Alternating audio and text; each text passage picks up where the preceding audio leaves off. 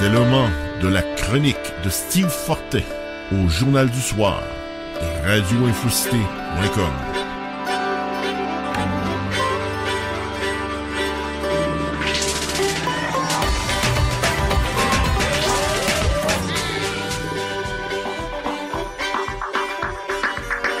Et voici votre animateur, François Saint-Louis.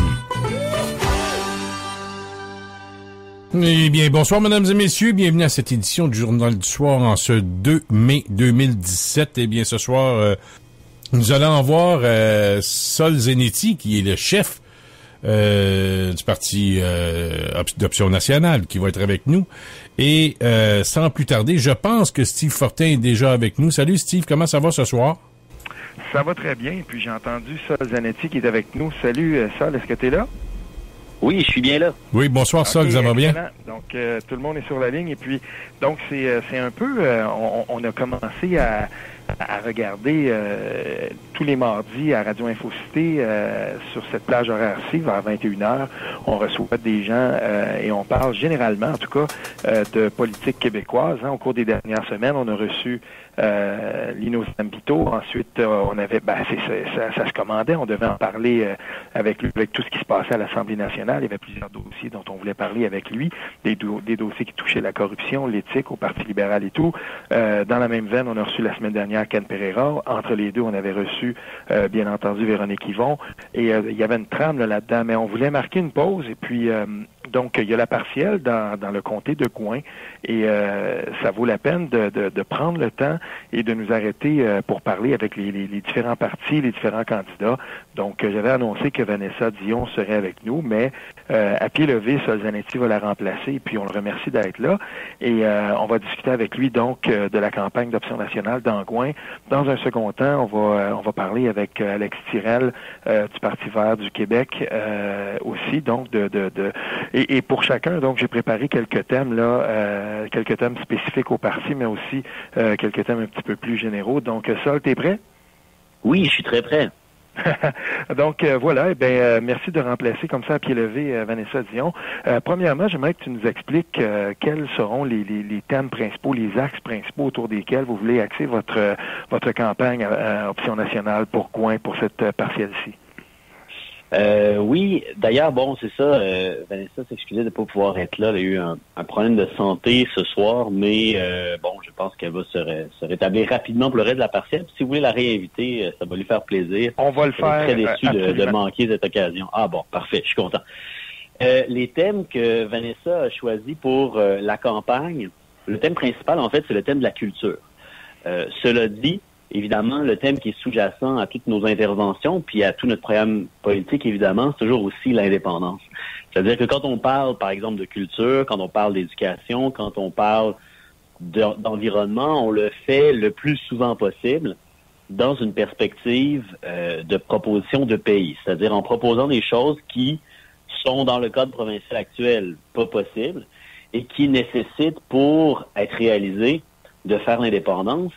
Et la raison pour laquelle on procède de cette façon-là, en fait, c'est pour qu'on prenne de plus en plus largement conscience des avantages que va nous procurer l'indépendance, puis de ce que ça peut nous amener de bon et en fait, pourquoi c'est nécessaire et très important de la faire le plus rapidement possible. Et en culture, ça implique quoi, ça, exactement?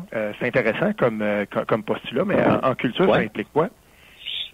Il y a beaucoup de financement de la culture qui est fait par le gouvernement canadien. On envoie à peu près 50 milliards de dollars chaque année. Là, ça varie de quelques milliards tout le temps, mais à peu près ce montant-là. Et puis, eux, après ça, le dépensent en fonction de l'intérêt de la majorité canadienne. Un des exemples de ça qui est cette année, c'est les célébrations du 150e de la Confédération. C'est, de mémoire, il me semble que c'est à peu près 330 ou 360 millions qui ont été investis dans les célébrations du 150e. C'est plus d'argent que la totalité de l'argent impliqué dans le scandale des commandites. Okay. Ça, je vais te dire tout de suite, le Hill Times en a parlé encore cette semaine. On en est présentement à plus de 500 millions, en fait, qui ont été... Plus de 500 millions. C'est hallucinant de penser ça, mais effectivement, parce que les dépenses, quand on comptabilise les dépenses du 150e, il y a des dépenses connexes qui ont été rendues un petit peu plus tard, notamment en ce qui a trait aux différents programmes des municipalités qui ont été ajoutés après, notamment à Gatineau pour ce qui est du Québec. Les gens avaient demandé à Gatineau d'avoir plus de fonds pour célébrer le 150e, c'est venu par après. On en est à plus d'un demi-milliard, en fait. Ah ouais, c'est fou. C'est complètement fou. Puis en fait, c'est que on paye pour la création d'une identité pan-canadienne, nationale pan-canadienne, qui est fictive. Et puis, le plus gros exemple qu'il y a eu de ça, je pense, j'ai pas vu quel fonds était alloué spécifiquement à ça, mais c'est la série Canada The Story of Us, qui est une série qui a été demandée par la CBC, créée uniquement en anglais et qui évacue entièrement, de ce que j'ai compris, les Acadiens, réduit énormément le rôle des Premières Nations et réduit aussi les Franco-Canadiens, les Français de l'époque, à des espèces de rôles de traîtres sales, malpropres, devant les dégueux. Bon, c'est ça. Et je me dis, bon, est-ce que c'est vraiment justifié? Il y a une autre chose aussi que je veux souligner, parce qu'en fait, quand on parle de culture, puis on parle de l'importance de faire l'indépendance pour pouvoir avoir une culture, en fait, qui est encore plus florissante, parce que la culture québécoise est florissante, mais vous êtes-vous déjà demandé pourquoi on a si peu de films sur l'histoire politique du Québec? C'est quand même fou. Je veux dire, on a des films au Québec financés par le Canada. Tu sais, c'est que la majorité du financement pour les films vient en fait du gouvernement canadien. Donc, quel film politique on a sur notre histoire au Québec? Bon, on a les deux qu'a fait Falardeau, un sur Octobre 70 et puis l'autre sur la pendaison des Patriotes. Et puis sinon, ben on a des films d'histoire, mais qui sont toujours qui tournent autour d'histoires d'amour, qui sont très sympathiques, mais qui vont pas vraiment dire puis parler véritablement de notre histoire. Et ça, c'est un problème. Quand on regarde les États-Unis, par exemple, des films sur la guerre de sécession, des films sur l'indépendance des États-Unis, il y en a beaucoup.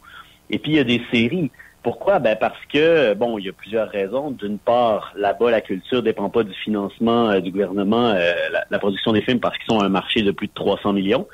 Nous, on est un marché de 8 millions de téléspectateurs. Alors, c'est sûr que si on veut des films à gros budget, il faut qu'il y ait du financement.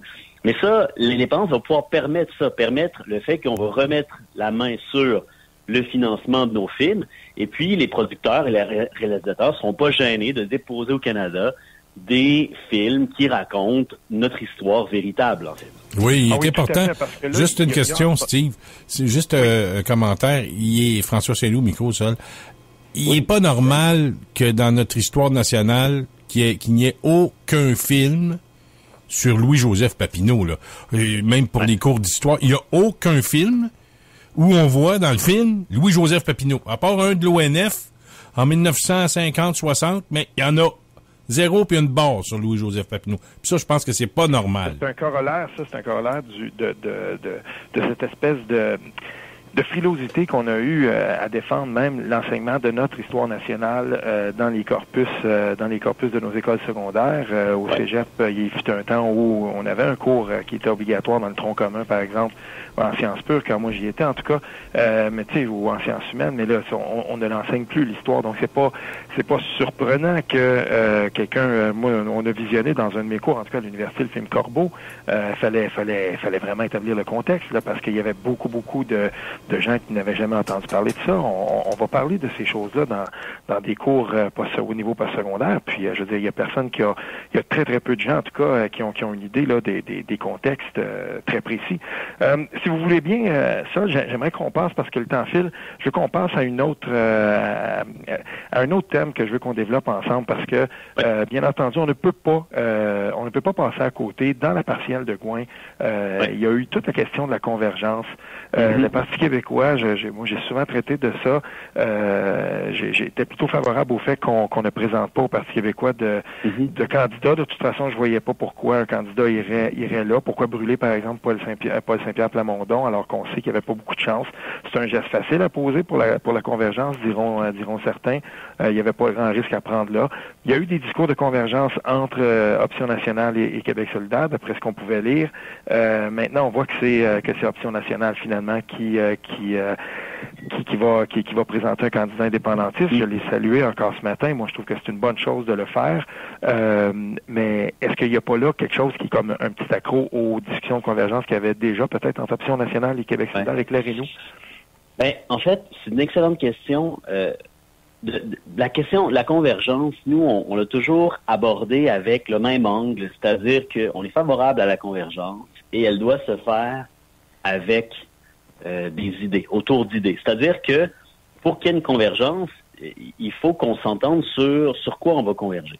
Puis évidemment, bon, nous, ce sur quoi on est prêt à converger, en fait, c'est la question d'un engagement clair à réaliser une indépendance. Bon, pour toutes sortes de raisons. Les autres partis souverainistes, bon, ils pensent pas que c'est la meilleure chose à faire ou à proposer dans le prochain mandat. Bon, ça, on prend acte de ça. Étant donné la situation, ben nous, on se présente quand même. Maintenant, pour la question strictement avec Québec solidaire, il y a en fait, Québec solidaire a un congrès qui va avoir lieu dans quelques semaines, à la fin mai, autour du 20 mai environ, là, dans cette fin de semaine-là. Et ils vont là avoir des discussions entourant les enjeux de convergence d'une part, avec le Parti québécois, avec Option nationale, mais aussi ils vont voir s'ils ont envie d'entreprendre des négociations de fusion avec Option nationale. Et si jamais ils voulaient entreprendre de telles discussions, puis qu'ils étaient prêts donc à envisager la possibilité de prendre un engagement plus clair dans leur programme pour un engagement à l'indépendance, ben nous, on serait ouverts à discuter de ça. Toutefois, on ne pouvait pas, d'une part, ne pas présenter quelqu'un en présumant qu'ils allaient décider de faire un pas en notre direction là-dessus. Et puis, en même temps, voyant la réaction qu'ils ont eue quand le Parti québécois décide de présenter personne, c'est-à-dire ils se sont montrés déçus de ne pas pouvoir débattre de l'indépendance sous leur projet de société. Déçus et arrogants, disons-le, là. Ouais. Ben, ils se sont montrés déçus. En tout cas, eux, ils n'ont pas dit « je suis arrogant », ils ont dit « nous sommes déçus ». Alors bon, ils ont été déçus. Alors, bon, ben, on va aller participer au débat. On peut pas comme ça les laisser insatisfaits. On va aller participer à cette question-là. Et ça va être, je pense, une occasion extrêmement intéressante d'avoir une discussion sur qu'est-ce qui est possible dans une province véritablement et qu'est-ce qui est possible dans un pays. Et est-ce que le programme de Québec solidaire peut se réaliser dans une province et n'a-t-il pas nécessairement besoin d'un pays? Alors, je pense que ce débat-là est important. Il est important pour une grande part, je pense, de la gauche québécoise, puis aussi de la gauche pas nécessairement indépendantiste, mais qui appuie Québec solidaire aussi. Et je pense que si on a l'occasion d'amener le débat sur ce terrain-là, ce sera très intéressant et ça va rendre la partielle vraiment très intéressante. Ah oui, tout à fait. Là-dessus, moi, je vous rejoins tout à fait. Fin mars, à un moment donné, dans une mêlée de presse où on discutait de ça avec Manon Massé, elle avait échappé, je crois, parce que je sais pas si ça avait dépassé sa pensée, mais ça avait été tout de même rapporté par Radio-Canada, où elle disait que dans les discussions de fusion avec Option nationale, c'était littéralement l'avalement. Là, si on avalait à Option nationale et que le nom de Québec solidaire resterait. Donc, je ne sais pas comment vous voyez ça.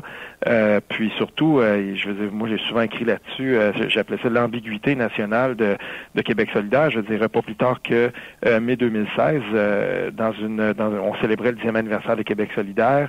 Dans une entrevue avec l'éditorial board du Montreal Gazette, on voyait quand même Amir Kadir qui disait, ben nous, comme l'article avait été titré, on disait take a look, regardez-nous parce qu'on est une option. L'indépendance n'est pas réalisable à court terme. Puis on disait, comme on traversera le pont quand on arrivera à la rivière. Et puis finalement, ben nous on peut vous proposer autre chose. Et là, il y avait toutes sortes de thèmes de gouvernance. On était exactement dans la ligne argumentaire de ce que propose Jean-François Lisée là finalement. Puis moi ça me fait rire quand je lis comme la semaine dernière où je lis Manon Massé qui dit ben voilà le Parti québécois on veut pas s'asseoir avec eux, ils abandonnent leur promesse de faire l'indépendance dans le premier mandat. Mais quand je lis, toute personne qui est un petit peu, qui suit un peu la politique québécoise et qui suit ce parti-là, c'est très bien qu'on souffle le chaud et le froid en fonction d'intérêt, semble-t-il, du moment. Et en tout cas, moi, comme indépendantiste, ça vient me chercher. Puis j'ai relu encore l'article c'est d'un journaliste que je suis à l'Assemblée nationale pour le Montreal Gazette que j'aime bien. Donc, moi, je suis ça, je regarde ça, puis je me dis, je peux pas croire qu'à chez Option nationale, on n'a pas vu ça non plus. Je veux dire, c'est pas la première fois, l'indépendance, pas nécessairement ou nécessaire. Je veux dire, on a déjà vu ça dans le passé. Vous pensez quoi de ça? Ça, c'est sûr. Nous, la ligne, l'indépendance nécessaire, pas nécessairement, c'est quelque chose qui est irréconciliable avec notre projet. Ça se peut pas. Cela dit, évidemment, si jamais il y avait une union avec Québec solidaire, c'est dans la mesure où il y aurait une clarification programmatique sur cet enjeu-là. Ça, c'est sûr. Maintenant, la question du nom, c'est sûr que moi, j'aime pas le terme avalement, ça, c'est certain.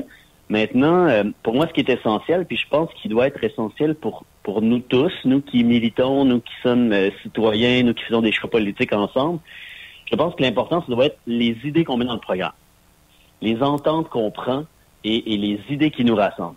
À partir de là, le nom qu'a le parti qu'on a, je veux dire, moi,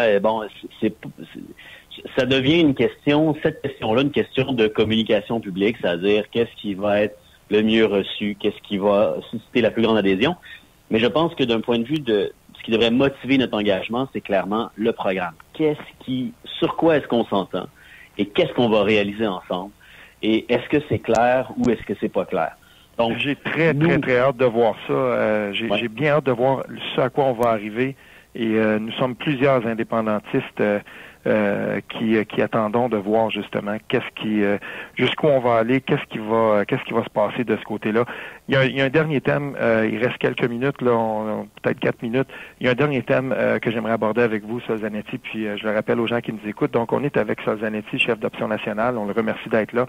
Il y a quand même, dans Gouin, et François Saint-Louis pourrait vous le dire, il habite le comté, il y a quand même, dans Gouin, une forte proportion. Là. Il y en a, on m'a beaucoup écrit, je vous le dis, là, c'est quand même incroyable. Je reçois toutes sortes de communications de gens qui disent, moi, je suis un électeur, je suis péquiste depuis toujours, et puis, je veux dire, là, ils savent pas trop où ils vont se garrocher. Bon, c'est sûr, il y a Alexandre Cormier-Denis qui présente son parti. On pourra discuter de ça, je discuterai avec lui plus tard, un moment donné, durant la campagne. Il y a certaines personnes comme moi qui sont indépendantistes, mais qui n'ont absolument aucun intérêt à tout ce qui pourrait s'approcher de près ou de loin de gens qui s'associent au Front National. Je suis obligé de le dire. Et là, à ce moment-là, je veux dire, on regarde, il y a toutes sortes de gens. Il y a des gens pour qui l'identité est importante. Vous l'avez dit tantôt, dans le financement du 150e, on nous impose une identité qui n'est pas la nôtre. On peut toujours bien pas non plus tomber à bras raccourcis sur les gens qui défendent l'identité québécoise. Qu'est-ce que vous dites à ces gens-là? Pourquoi les indépendantistes du PQ qui sont déçus qu'il n'y ait pas de candidats du PQ, il y en a plusieurs, pourquoi ils resteraient pourquoi feraient-ils comme moi et ils iraient chez Option nationale? Oui. Écoute, je pense que le contexte d'une élection partielle là, permet de faire des choix qui sont en fonction de nos valeurs. Parce qu'évidemment, une élection partielle, ne change pas le gouvernement. Et quoi qu'il arrive, là, même si ça peut changer un député d'un parti pour un autre, ça ne change pas le gouvernement. Alors, il n'y a pas les enjeux habituels qu'on a de vote stratégique, de dire on doit bloquer un tel, puis ne pas faire passer l'autre. Et je pense que c'est une extrêmement belle occasion, justement, pour des indépendantistes qui habituellement votent pour le Parti québécois, de voter pour un parti comme Option nationale qui prend un engagement pour l'indépendance qui est extrêmement ferme et qui, en même temps, propose puis commence déjà à penser le pays que nous voulons. C'est-à-dire qu'il propose un projet littéralement de pays qui contient aussi un volet de relations internationales, par exemple, un volet de défense, un volet environnemental qui englobe les compétences fédérales. Et ça, je pense que c'est intéressant. Puis aussi, Option nationale, on se distingue aussi par le fait que la question de l'identité, on la prend au sérieux. Maintenant, il faut voir qu'est-ce que ça veut dire, l'identité. Je suis assez d'accord, je suis assez en désaccord sur beaucoup de choses avec M. Saint-Pierre Plamondon, entre autres, concernant la stratégie d'accès à l'indépendance. Il y a une chose avec laquelle je suis d'accord avec lui, je pense que on peut dissocier le thème de laïcité et d'identité pour pouvoir parler d'identité autour de l'enjeu de la langue, par exemple, de façon beaucoup plus rassembleuse et beaucoup plus sereine que ce qui s'est fait entourant la Charte des valeurs. Donc, c'est aux électeurs de Gouin qui partagent cette vision-là d'un indépendantisme, disons, de nationalisme civique, là, pour reprendre les termes qui sont utilisés dans le débat, et qui trouvent que Option nationale fait une bonne promotion de l'indépendance, puis participe de façon positive à amener aussi les nouvelles générations dans le mouvement en leur présentant les avantages nouveaux de l'indépendance pour l'environnement et pour l'économie et pour tout ce qui entoure le numérique. Je pense que venir nous appuyer dans cette campagne-là, ce sera vraiment un choix très judicieux. Merci beaucoup d'avoir pris le temps. Je veux quand même simplement spécifier une chose, parce que je suis là-dedans dernièrement. Je suis en train de lire une étude là qui fait le recensement d'à peu près tous les sondages qui a eu suite au premier balbutiement de la question des accommodements raisonnables, déjà fin 2006, début 2007, jusqu'à maintenant. Ça traverse la période où on a parlé du projet de loi 60 du Parti québécois, qu'on a appelé très mal nommé la Charte des valeurs québécoises. Pourtant, et je peux vous dire une chose, quand on s'y replonge comme je suis en train de faire présentement, le taux d'approbation du projet de loi 60, même dans sa version caduque, on approchait là dans les meilleurs moments près de 70%, dans ses pires moments on était à 55%. Il y avait quand même là-dedans, je crois, faut pas jeter le bébé avec l'eau du bain. Il y avait là-dedans des choses sur lesquelles il faudra revenir, parce que là, ça fait maintenant, depuis 2006-2007, personne n'a agi. Et ce sur quoi on n'agit pas, ça pourrit. Et c'est ce qui est en train de se... On ne pourra pas balayer ça sous le tapis. De toute façon, cette question-là sera à débattre et elle fera partie de la prochaine campagne électorale, c'est sûr et certain. Général, j'entends. Si je peux remettre un dernier commentaire, là. Oui, allez-y. Faut pas parce qu'au fond, la Charte des valeurs, ce qui posait problème, c'est l'extension de l'interdiction des signes religieux. Le reste faisait largement consensus. Maintenant, demandez-vous pas pourquoi le Parti libéral ne règle pas et ne légifère pas là-dessus. Le Parti libéral profite du fait qu'il n'y a pas de législation. Pourquoi? Parce que s'il légiférait là-dessus, et s'il ne nourrissait pas ce débat-là, qui pourrait-il faire semblant de défendre? C'est vrai, mais il va se reprendre avec sa tout aussi mal nommée commission sur le racisme systémique. Donc, on n'a pas fini d'entendre parler de ça. On va changer l'angle de la question, mais je pense il y aura un autre hochet électoral tout aussi délétère que le premier, parce que ça l'était. Donc, on verra bien. Écoute, je vous remercie beaucoup, Sol Zanetti, d'avoir accepté comme ça à pied levé et avec quelques minutes et de vous prêter au jeu. Soyez assurés, premièrement, que cette discussion-là est incomplète. On va prendre à un moment donné un petit peu plus de temps pour discuter, parce que il n'y a plus assez de moments dans notre paysage où on a le temps de faire ça. Et merci beaucoup. Et on va aussi réinviter Vanessa Dion à un autre moment avant la fin de la campagne pour qu'elle puisse s'exprimer sur nos ondes. Merci énormément. Donc, on était avec Sol Zanetti, chef d'Option nationale. Et donc, le 29 mai, dans la partielle de Gouin, Vanessa Dion sera la candidate d'Option nationale. Et pour les gens qui, justement, on a entendu, qui pensent que c'est la meilleure façon de se rallier en étant indépendantiste, l'option est là. Merci beaucoup. Merci. Merci, Sol Zanetti. Et encore une fois, invitation qui va être renouvelée ici même sur radioinfocité.com. Salut, bonne fin de journée. C'était le Journal du Soir sur radioinfocité.com avec François Sainier. Pour tout commentaire, nous vous invitons à nous écrire info@radioinfocité.com.